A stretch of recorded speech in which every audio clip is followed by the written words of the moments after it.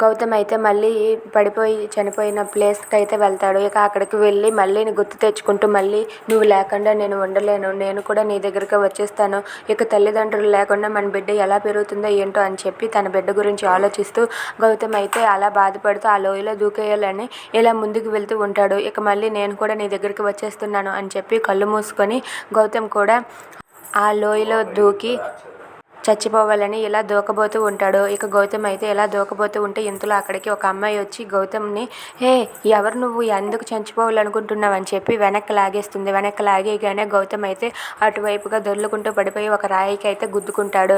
ఇక దాంతో తన తలకైతే గాయమయ్యి బ్లడ్ వస్తూ ఉంటుంది.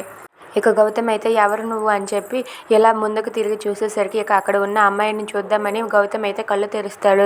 తెరవగానే అక్కడ ఉన్న మళ్ళీ ఆరాధ్యని చూసి మళ్ళీ రూపంలో ఉన్న ఆరాధ్యని అలా చూసి ఒక్కసారిగా షాక్ అయిపోతాడు. ఇక ఆరాధ్య అయితే ఏంటి, ఎందుకు చనిపోవాలనుకుంటున్నారు అని చెప్పి అక్కడ ఉన్న ఆరాధ్య గౌతమ్ని అడుగుతూ ఉంటుంది. ఇక గౌతమ్ అయితే మళ్ళీ రూపంలో ఉన్న ఆరాధ్యని చూసి ఒక్కసారిగా షాక్ అయ్యి అలా ఉండిపోతాడు. మళ్ళీ బ్రతికే ఉన్నావా అని చెప్పి గట్టిగా అంటూ ఉంటాడు. Please subscribe.